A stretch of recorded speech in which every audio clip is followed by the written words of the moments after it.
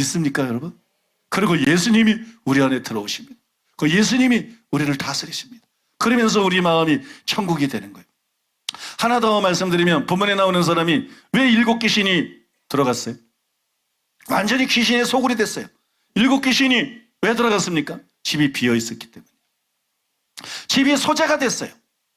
집이 소재가 되고 수리를 했어요. 소재했다는 게 뭐예요? 수리했다는 게 뭐예요? 깡패가 아니라는 얘기예요. 수리정배기가 아니라는 거예요. 뭐 창녀나 뭐 포주나 뭐 이런 사람이 아니라는 거예요. 뭐 사기꾼이나 뭐 이런 사람이 아니라는 거예요. 집이 수리가 됐다. 집이 소재가 됐다. 집은 주인이 바뀌어야 돼. 근데 그런 변화는 없어요. 그냥 집을 소재했어. 그냥 집을 수리했어. 이게 도덕이 하는 일이에요. 이게 종교가 하는 일이에요. 이건 답이 아닙니다. 그건 귀신의 밥입니다. 소리된, 소재된 걸 봤어요? 수리한 걸 봤어요? 귀신이 까딱하네요. 소재됐네? 수리됐네? 그리고 쑥 들어와 버려요. 7명 데리고. 여러분, 도덕은 사람을 구원하지 못합니다. 종교는 사람을 구원하지 못합니다. 믿습니까? 귀신이 어디 제일 많은지 알아요? 절간에 많아요. 종교는 사람을 구원하지 못해요. 종교는 사람을 바꾸지 못해요. 그건 기독교도 마찬가지. 기독교를 종교로 믿으면 수리가 됩니다. 기독교를 종교로 믿으면 그 사람이 수리가 돼. 기독교를 종교로 믿으면 그 사람이 소재가 돼. 그래서 불신자하고 달라. 악인하고 달라. 술 안 먹고 술주정 안 버리고 로럼 안 하고 고스톱 안 하고 재밌는데 안 하고 그다음에 여러분 무슨 뭐 도둑질 안 하고 뭐 험난하지 않고 뭐 거짓말 안 하고 근데 집이 비어 있어요. 그리고 자기 구원받은 사람을 착각하는 거 굉장히 많아요.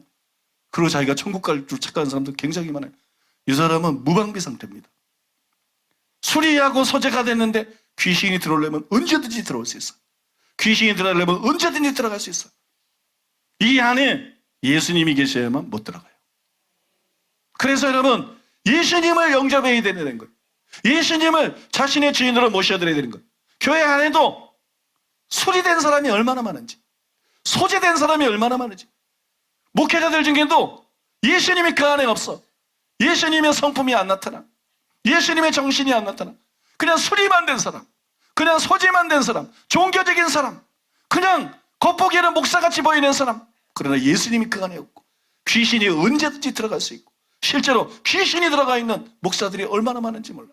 장로들 중에도, 권사들 중에도, 기독교인들 중에도 이런 수리만 된 사람들, 이렇게 소재만 된 사람들, 귀신이 언제든지 들어갈 수 있는 사람들, 빈집이 된 사람들. 마치 라오디가 교회 부자라 부유한 것은 없다. 그러나 예수님이 문 밖에서 두드리잖아요. 예수님 그 안에 없다는 거예요. 빈집인 사람들, 이런 사람들이 이러면 얼마나 많은지 몰라요. 여러분 자신을 살펴야 됩니다. 나는 수리된 거 가지고 내가 기독교인이라고 착각하고 있지 않나? 수리된 거 가지고, 소재된 거 가지고 내가 하나님의 집이라고 착각하고 있지 않나? 정말 예수님이 내 안에 거하시는가? 그러니까 바울이 말하잖아요. 그리스도께서 너희 안에 계신 것을 너희가 스스로 알지 못하느냐? 딴 거 자꾸 생각하지 마라. 네가 뭐 신앙 고백하냐, 뭐 성경을 얼마 하냐, 뭐 기도를 하루에 몇 시간 하냐, 뭐 봉사를 얼마, 딴 거 이거 아니라 예수님, 이게 핵심이다. 예수님이 너희 안에 있는 것을, 네 안에 있는 것을 네가 느낄 수 있느냐? 그 예수님을 경험하고 있느냐?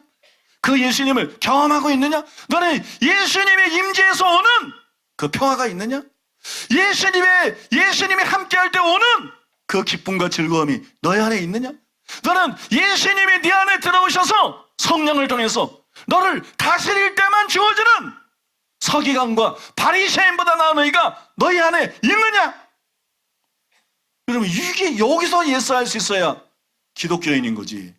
여기서 예수할 수 있어야 하나님의 집인 것이지. 믿습니까? 이게 하나님의 집인 것이지. 소재되고 수리된 데서 멈추지 말라는 거예요. 소재되고 수리된 데서 멈추지 말고 예수님을 임금과 구주로 모셔드리라는 것입니다. 예수님을 임금과 구주로 모셔드리십시오. 여러분 믿습니까? 그런 여러분 되시기를 예수님 이름으로 축복합니다.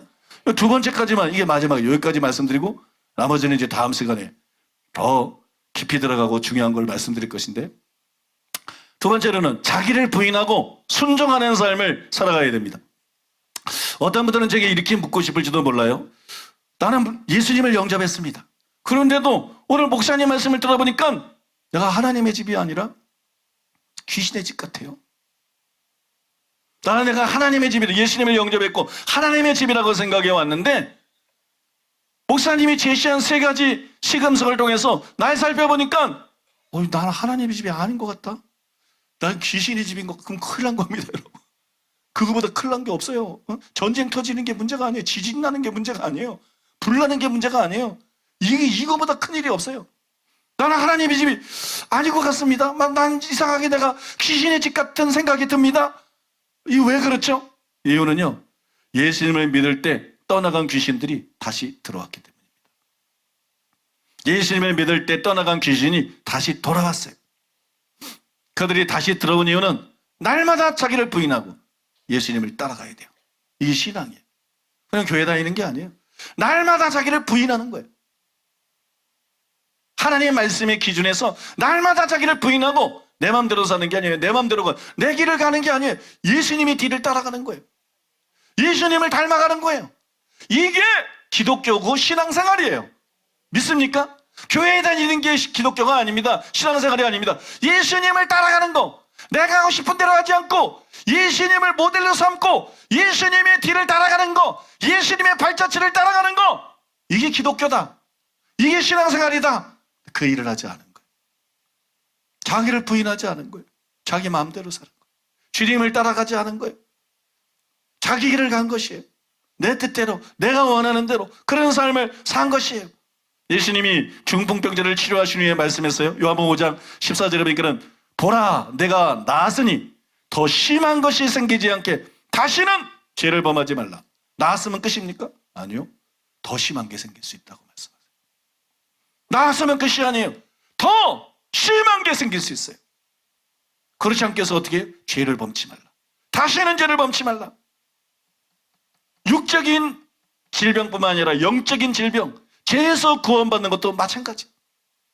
우리가 예수 믿고 하나님의 집이 됐어요. 구원받았어요. 그거는 끝입니까? 아닙니다. 더 심해질 수 있어요. 귀신이 사람에게서 나갔어요. 그런데 저보다 더 악한 귀신 7을 데리고 들어왔어요. 그랬더니 더 심하게 됐어요. 더 심하게 될 수 있습니다. 더 심하게. 이 더 심하게 되는 게 점점 가중이 되면 화해실진정 외시간의 서기관과 바리새인들이에요. 겉보기에는 목사인데, 겉보기에는 신앙생활 잘하는 중직자인데 주님은 포기하는 거예요. 뱀들아, 독사의 새끼들아, 너희가 어떻게 지옥의 판결을 피하겠느냐. 가능성이 없는 존재가 되는 거예요. 주님이 포기하시는 거예요. 세례요한이 포기하고 주님이 포기했던 것처럼 더 가능성이 없어지는 거예요. 귀신 하나 있을 때보다 7이 들어오면 이 사람은 회개하고 다른 신앙이 될 가능성이 더 없어요. 어떻게 7이 들어와 있는 게 아니야. 어떤 목사, 어떤 장로, 어떤 권사, 어떤 집사에게는 100이 들어와 있어. 어떤 건 1000이 들어와 있어. 어떤 건 2000이 들어와 있어. 더 심하게 됩니다. 더 심하게 됩니다. 심하게 될 게 뭐 있나? 구원받기 전보다 심하게 될 게 뭐 있나? 더 심하게 됩니다. 구원받기 전에는 오히려 복음 듣고 제대로 회개하고 믿을 수나 있지. 이건 목사라 그러는데 회개하긴 글렀어. 이건 장로라 그러고 권사라 그러는데 얼마나 교만하고 얼마나 뺀질거리고 얼마나 썩고 부패하고 얼마나 양심이 썩어 문드러졌는지 회개하긴 글렀어.